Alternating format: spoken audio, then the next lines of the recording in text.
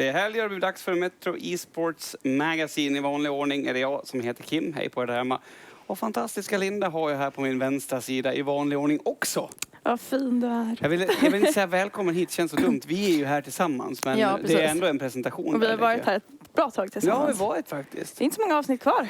Nej, har ni börjat tröttna på mig än? Nej, jag är så här, börjar bli ledsen att det inte är så många avsnitt kvar. Att vi inte kommer ses mer. Jag har ett hus på gården ute i Dalarna som du kanske kan komma och bo i. Det står någon gräsklippare där och sådär, men det gör väl ingenting. Men det är ganska mysigt att klippa gräs här. Jag tyckte det var jättemysigt när jag var liten. Så här. Stadsbor, alltså stadsbor. Det här funkar inte. Du, veckan som har varit, hur har den varit? Jag kanske ska börja med att säga lite grann om Dota. Jag tycker inte det har hänt så mycket. Det var Epicenter XL, PSG som tog hem det. Och sen har det varit lite småspel. TFT är ju i Thailand och spelar.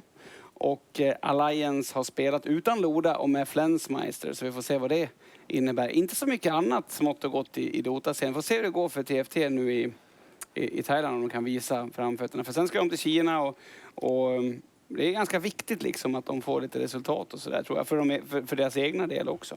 Men TFT det är The Final Tribe, eller hur? Jajamensan. För vi som inte riktigt förstår det där. Precis.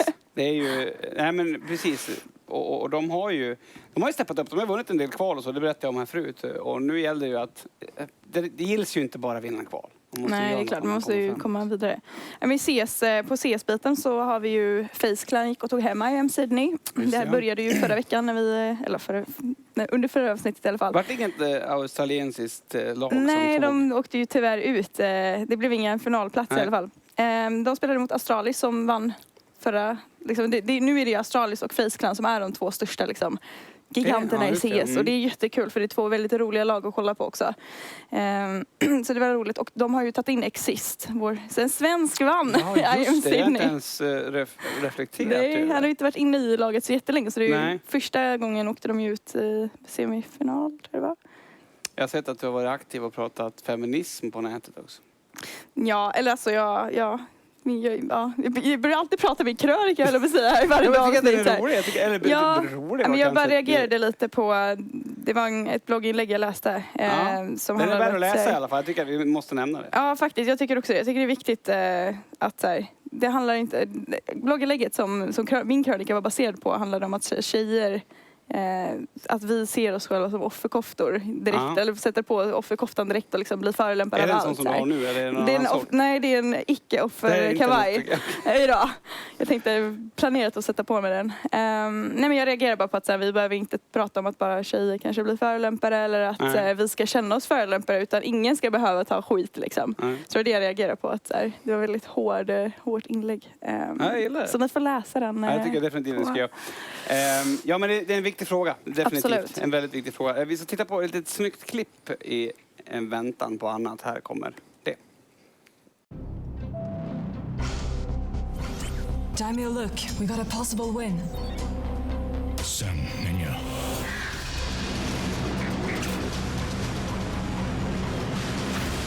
Spela direkt utan registrering och få vinsten på banken inom 5 minuter. ninjacasino.com. Every angle could contain a threat, and Dupree is one of them. The 1v3 needed from the god himself, Nico.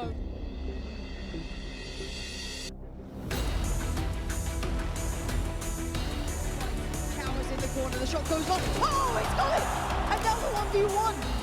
Dupree closing in, he's got the rifle as well, but Nico, you know what he can do. He looks, he waits. Dupree edges forward, and Nico's a god in these situations. He's just shown you as to why. Alltså Nico är så sjuk. Alltså, han är den roligaste spelaren att kolla på, tycker jag just nu. Han är så sjuk när han gör så sjuka grejer. Jag fattar inte hur de kan göra så här. Jag har ju mina 2000 timmar CS. Men det var så himla bra. Alltså hela finalen. Det var ju de vann ju med 3-0. Men det var ju så 3-0 så tajt. Liksom. Övertidskartor. Och det var bara minimalt med rundskillor. Ja, för jag kikade inte, men jag såg att det var 3-0. Men det var fortfarande en bra final. Alltså. Helt galet. Det var en sån final man vill ha liksom, egentligen. Alltså, Pansy heter hon som kommenterar. Jag gillar henne. Hörde vad hon kallar Nico för? Nej. The God himself. Ja, men jag håller med henne helt och hållet. Han är verkligen det. Vi har ju faktiskt med oss en L-God här bakom också. Så det bjuda in honom. Han kallas så i alla fall i Kina. Välkommen in, Jonathan Berg. Jag känner mig att jag behöver höra mer om det här. Vadå L-God? Berätta. Ja, Loda, God. Säger de inte så fortfarande? Jo, säkert. Ja. Alltså det var ju det är en grej som kom från Dota 1, som du vet. Där det var vissa spelare som gjorde någonting som var liksom väldigt, vad ska man säga, de gjorde ett avstamp i spelet helt enkelt. Så fick de, det var jag, Merlini, Viggos. Sen vet jag inte, Light of Heaven kanske, med det så old school. Det är sjukt kul faktiskt. Kina, det är en del av anledningen till att spela Dota 2 skulle jag säga faktiskt. Att de var alltid väldigt, väldigt supportande så att de blev motiverade. Vad kul, ja verkligen. Vart är Loda just nu? I Metro-studion. Det är bra. Jag väntar på det. Karriärsmässigt och vart är ditt fokus? Vart är mitt fokus? Ja, det var en bra fråga. Eller hur? Nej, alltså när jag var här och snackade senast så hade det varit liksom uppstarten nästan på den nya Alliance skulle man kunna säga. Börjat jobba med bolag och ta en break från spelet och så vidare. Just nu så skulle jag säga att det kanske är på väg mot alltså inte ett avslut, men avslut på det vi påbörjade då. För att jag tror att tyvärr har det varit väldigt mycket fokus på annat än Dota också. Och det var verkligen ingenting jag riktigt ville göra, men insett att det är så extremt viktigt att vi lägger den tid och de resurser som krävs på de unga spelare vi investerar i. Och där jag själv kände att vi inte riktigt levde upp till det vi erbjuder. Liksom. Så att exakt just nu så har vi gått igenom en period när vi gått igenom alla squads i Alliance. Dota är ett av dem, det är bland annat därför jag inte spelar senaste matcherna. Ganska öppet snack med alla i laget där vi håller på att utvärdera och faktiskt inte bestämt riktigt hur vi går vidare. Det är kanske att vi byter ut en, kanske inte någon, finns en liten chans att det är någon mer. Men helt enkelt att det blivit en mer, för ungefär 2 månader sedan så efterlyste jag från företaget och jag tycker att vi måste ha en väldigt mycket mer seriös direkt kontroll över alla spelare. Och du vet, det var ändå det vi ska erbjuda som organisation, att vi ska kunna hjälpa spelare att utvecklas och där tycker jag att vi kan bli bättre. Så det är det vi har lagt mycket tid på senaste. Men jag har en fråga, jag som inte så här är så insatt i själva Dota-scenen. Alliance för mig har alltid varit så här, men typ världens bästa Dota-lag liksom. Var är Alliance nu om man jämför med alla andra lag? Just nu, alltså vi är helt klart typ tier 2, slåss där i den gröten. För mig så skulle jag säga att alltså det jag vill göra är att skapa ett helt nytt lag som verkligen helt klart ska kunna vara ett lag utan mig. Alltså det är verkligen mitt mål att kunna göra ett lag som men dessutom kommer stå på sig och fortsätta vara ett Alliance.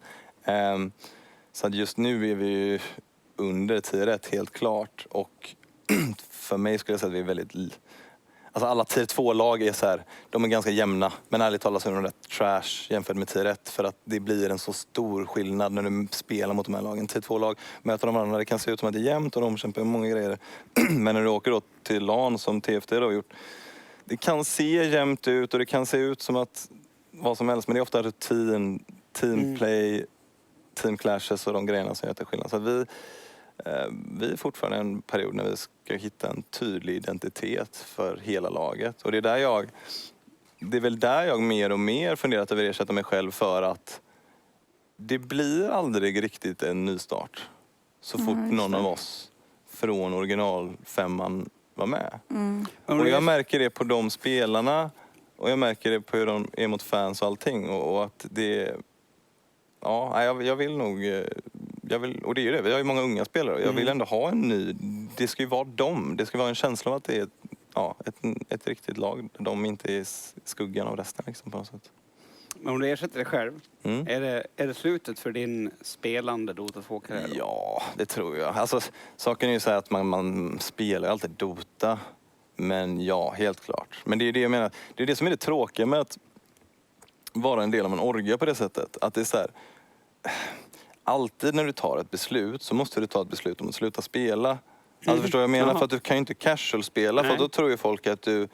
alltså förstår jag menar? Att du kan ju aldrig göra någonting med riktigt casual-nivå om det inte är väldigt tydligt. Så det är ju lite trist att det blir. Men ja, det skulle vara slutet så. Men du, om du skulle tala om för mig, när var Loda bäst? Jämfört med de andra naturligtvis. Jag tänker jämfört med de andra, inte jämfört med dig själv. Vilken tid skulle du säga då? För jag är lite sugen på att se om vi är överens om när den tiden är. Alltså det var Dota 1. Ja, du tycker så? Ja, helt klart. Men det är lite så här. Det är det jag menar, det är det som är så komiskt med Dota. För så här, jag tycker jag var extremt mycket bättre i Dota 1. Men det är, eller så här, extremt mycket bättre, men som solospelare, jag tror att om jag var... Jag tror ärligt talat att jag har varit liksom Miracle Style om det var den tiden då. Och det tror jag att den det var också, och det tror jag att Viggos var också. Men det är just det jag menar, jag tror att... Ja, jag har ju någon sån att man är ung, man är up and coming, man är... Alltså midspelare som jag spelade då också. Alltså det är en väldigt speciell grej. Men ja, jag tror ju helt klart att jag var bäst individuellt i Dota 1. Sen att vinna Dota 2, jag diskuterade lite med min flickvän att vinna TI var ju... Det var på sättet något jag ville bevisa för mig själv. Ja, såklart. Självklart. Men samtidigt... Det var en väldigt stor att bevisa för scenen också någonstans. Alltså jag visste redan att jag var... Det är just det jag menar, att jag tycker jag var bättre innan jag vann TI. Jag tycker nästan att jag var på väg liksom mot slutet på något sätt, även om det inte var så nära då. Och det jag menar att... Ja. Men var inte det mycket av din vinnargrej, att du hade den här mentaliteten? Alltså när jag spelade med dig också, att din upplevelse var att om jag inte är bäst så kommer jag bli bäst. Alltså det finns ingenting annat. Och jag upplever inte, ursäkta mig, att du har kvar det ännu mer, utan att du kanske har annat fokus. Är det fräckt sagt? Nej, det tror jag inte. Alltså... jag vet inte, alltså... Ja, precis. Alltså innan hade jag ju det att till slut så kom jag bli bäst. Och jag trodde, eller rättare sagt, jag tyckte hela tiden att jag var bäst. Ja, att det är snarare att man ska på något sätt få ut sina idéer liksom. Ja. Men ja, jag har inte det längre. Och det är det jag menar, att det blir så här... Ja, alltså man blir äldre, jag vet inte. Alltså det blir så här, jag har svårt att sätta Dota som mitt... Prio 1. Ja, på alla plan. Men om vi ska gå tillbaka till TI, för TI 3 och avslutet där har ju en speciell koppling till hela, alltså till Dota 2-serien, till allt som har med Dota i Sverige någonsin att göra.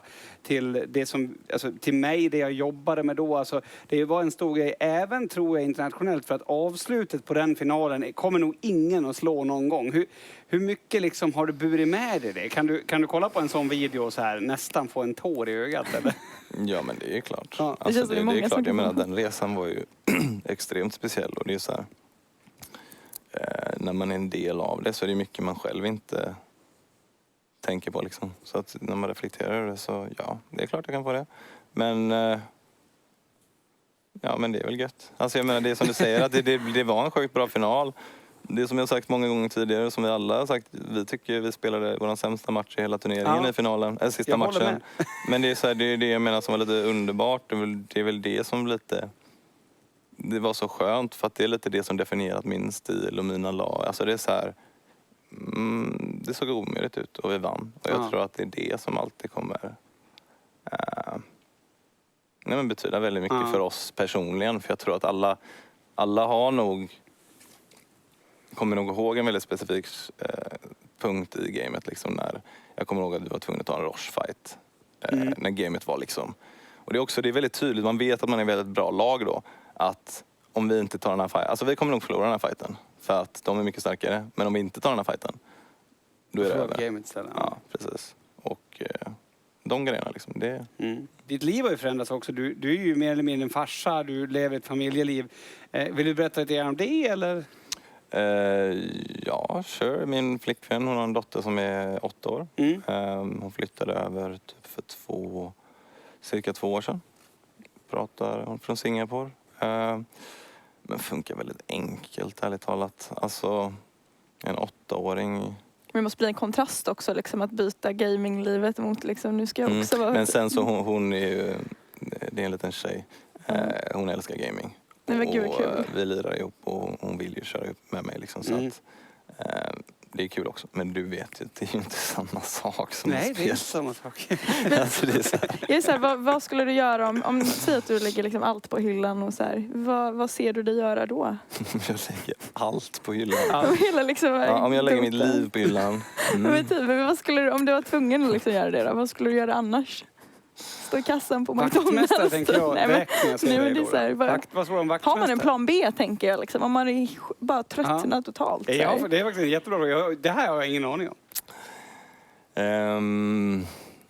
Om jag skulle välja just nu så tror jag att jag hade nog bara jobbat med att förvalta mina pengar. Ärligt talat. Men liksom man skulle få välja helt. Alltså det är det, men det blir så konstigt om jag tar bort allting. Ja, vem är jag då? Okej, jag ska gå och bli en läkare. Ja, alltså jag pluggade ja. ekonomi på Handels innan jag det började bytte till Dota 2. Sen så är det en utbildning som tar 2 år till och är jag klart eller någonting. Jag tror inte jag kommer göra det liksom. Men e-sport helt klart till viss del. Jag gillar ju e-sport och jag känner ändå att jag har någonting att tillföra. Och det är väl kanske det går till mer och mer. Att jag börjar... Det gör väldigt ont att se folk som inte kan e-sport Hoppa in och liksom försöka leva det här och uttala sig. Och det får mig att vilja vara lite inblandad kanske. Men du förstår ju, alltså så här, once you go into e-sports, alltså you don't leave it liksom. Nej, Alltså, men det är precis. lite så. Alltså man, framförallt vi som är lite äldre varit med från början. Alltså det var en väldigt speciell scen och alla var ju väldigt tight-knitted liksom. Alltså det går inte att jämföra. Jag brukar dra det skämtet att, du vet, på 90-talet då använde vi internet för att fly den riktiga världen. Nu använder vi den riktiga världen för att fly internet. Alltså förstår du mig? Att det har ju bytt håll helt och hållet. Och därför känner man kanske, jag i alla fall, lite ansvar att man så här, vi kan inte gå helt åt fel håll. Alltså Vi har en rolig grej här nu, Ja. Laura. Nu får du ställa upp. Du måste ställa Linda upp. kommer sätta dig på en pottkanten lite grann med 10 snabba frågor. Du får inte så mycket tid på dig att svara egentligen. Vad är reglerna här, Linda? Har jag missat något? Du måste välja, du måste säga något av det. Det är så här, det eller det liksom, i tanken. Och så får du bara svara så snabbt du bara kan och tänka, kanske motivera också varför. Ta en supportroll i ett tier 1-lag eller vara carry i ett tier 2. Support. Varför väljer du det liksom? För att... Jag tror du har snabba frågor och svar. Nej, men för att det hade varit kul att spela support. Bra svar. Om du tog tillbaka en tidigare Alliance-spelare till dagens lag, vem hade du valt? S4. Någon Jag gjorde anledning? så här för att visa att jag visste ditt svar. Det var... Vad sa du? jag håller. Vill du ha en... Varför S4? Nej, men han är ju helt klart den enklaste personen att sätta ett lag och funka. Därför så. Spela Tekis för all framtid eller börja spela Overwatch? Jag älskar den här minen. Ja, det är ju att spela Overwatch alltså. Ja, alltså, jag håller med dig. Är det där en sån här pest eller kolera-fråga? Tekis. Alltså, jag skulle inte ha En någonting emot att den tråkig försvann. hjälte alltså. Det är så här, jag har varit med ända sedan Dota 1. Och alltid förstört games. Alltid förstört. Jag har aldrig Ingen upplevt varit att det var glad. roligt. Men när man spelar den själv, då är det roligt. Okej, köpa mango i Dota 2 eller köpa mango IRL? Mango IRL är asgott. Och den är väldigt bra nu, mangon i Dota 2. Jag tycker att det var en svår fråga just därför. Fast då vill man ha fler. Det är det som är. Ja, precis. Här kommer en fråga jag är nyfiken på. Heroes of the Storm eller League of Legends? Jag tror League. Nästan. Yes. Jag respekterar det svaret mer än om du har sagt det andra. Jag vet inte varför. Det känns bra. Nej, jag skojar. Vilket är ditt favoritlag utöver Alliance med minst en svensk i?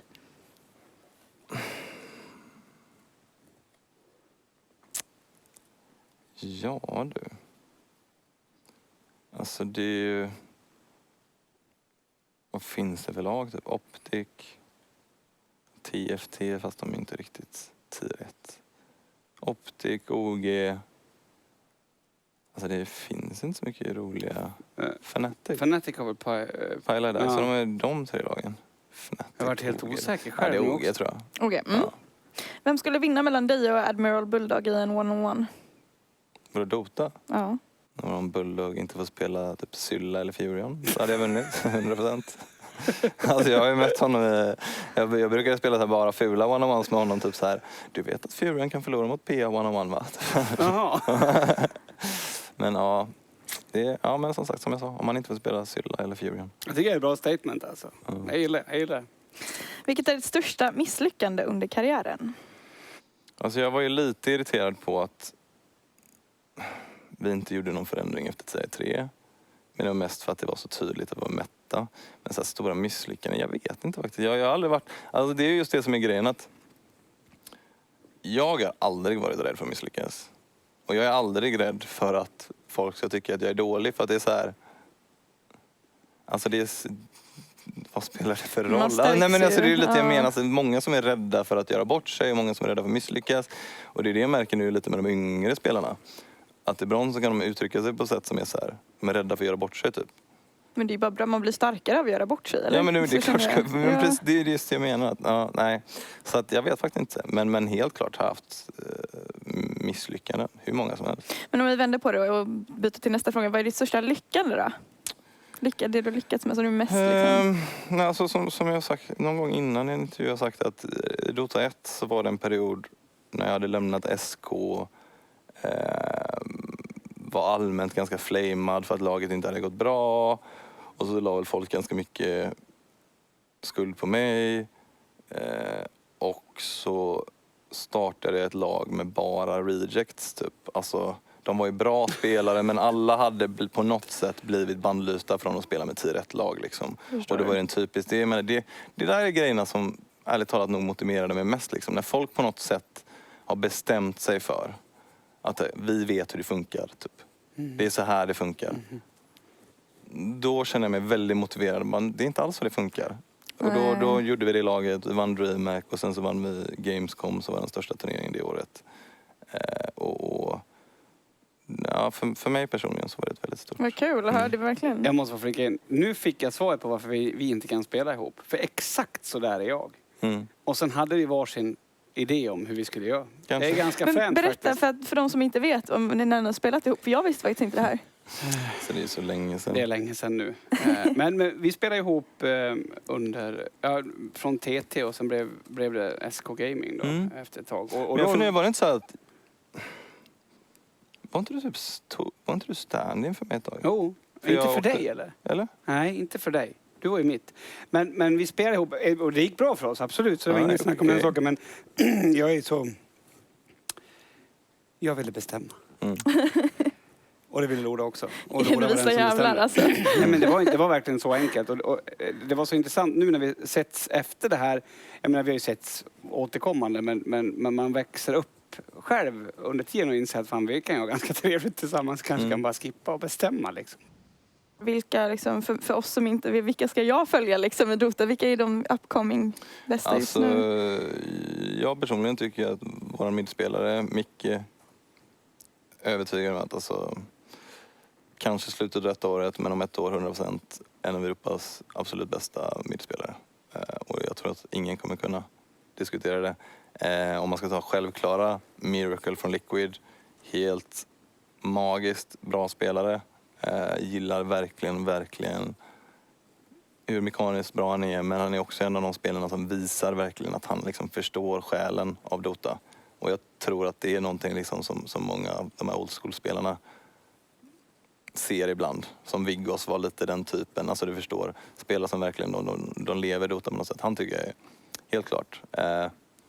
Det är väl västerländskt om jag ska säga någon från Kina. Maybe, som spelar för PSG.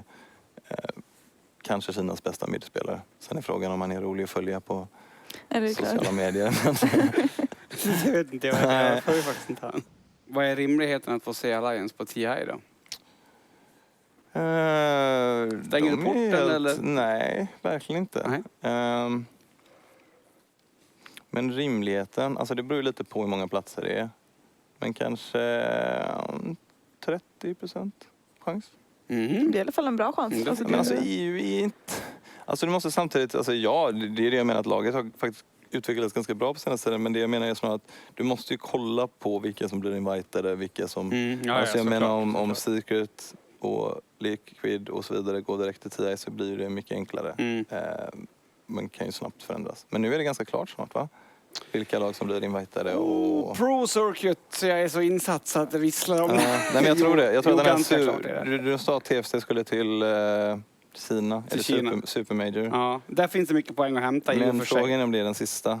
Det är den sista. Ja. Mm. Varför heter det Super Major? För att den Att är den är från Kina. värd 1,5 För Major- gånger alla andra typ. Ja, men det låter så här, det är mer pengar och mer den här Pro Circuit pointsen. Alltså det går ju poäng till en liga som visar sen om du kommer till TI eller inte. Förstår. Ja. Det är lite som i LoL, tänker med Worlds poäng när man spelar olika turneringar. Jag tror att kan jag LoL har tänka ett mig. bättre system. Ja, det känns nästan som att det känns mer Jag vet- förståeligt i alla Lodas fall. system, eller vad Dotas system. Vi ska tala om Lodas system. Byt namn på spelet. Dotas system är lite weird. Ja, du byter en spelare så får du med dig poängen. Det är jättekonstigt. Men fast samtidigt, de sa ju typ det. Fast sen, så om du byter ut en spelare så får du ju inte, då måste du spela open. Ja, om du byter den vid fel tillfälle. Men som Navi har ju tjänat en hel del poäng på att plocka in Lill. För att de tog honom i chaffen. Ja, men precis. Så att det, Men gud, vad jag kan inte shady. säga att det skulle vara rättvist att de inte fick några poäng heller. Så att jag kan inte säga vad som är bättre. Men det är också så här, jag vet inte om jag ska snacka om det här systemet, men det är ju helt bisarrt. Typ så här att om ett lag som inte är lockat när alltså locken har gjorts, och de vill säga att de inte har haft något lag, så gör de ett nytt lag, 5 pers. Då får de bara 25% av poängen, Ja, just även det. om de kvalar till lanet. Ja, Oj. Vem är det vi skyddar med det systemet? jag vet inte. Eller så. Så du är inte så nöjd över hela Dota-klimatsystemet? Alltså det är bättre, eller? men alltså det är väldigt otydligt. Och jag tror att de skulle ha haft så här att Majors är för tier 1-lag. Punkt. Minors ska vara liksom något lag som kanske är tier 1 och sen så är det tier 2-lag. Det måste finnas en tydlig scen där du har liksom bra lag, sämre lag och så går det en tydlig utveckling. Men Dota är så här, de bara bjuder in alla lag. Ja, men så precis. då blir det ju VP och Liquid är med i alla turneringar. Och det blir mindre hype bland vissa matcher. Och det är det. Alltså jag tror att du måste ha en mycket tydligare,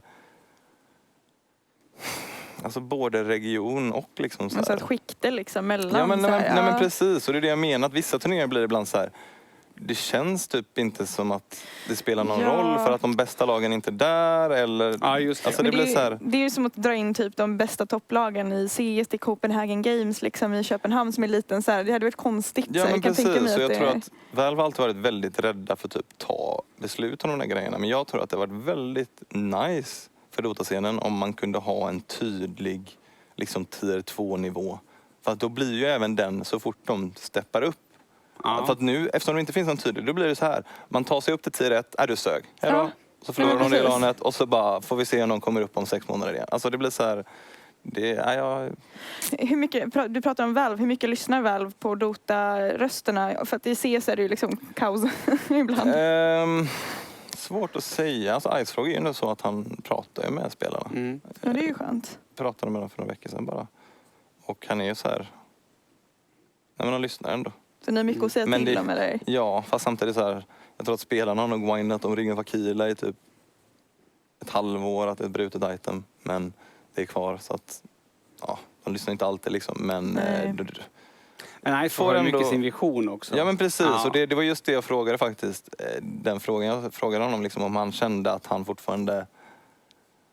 Nej men just det, att det var hans spel, att han var lika motiverad att fortsätta utveckla, att han kände ändå det.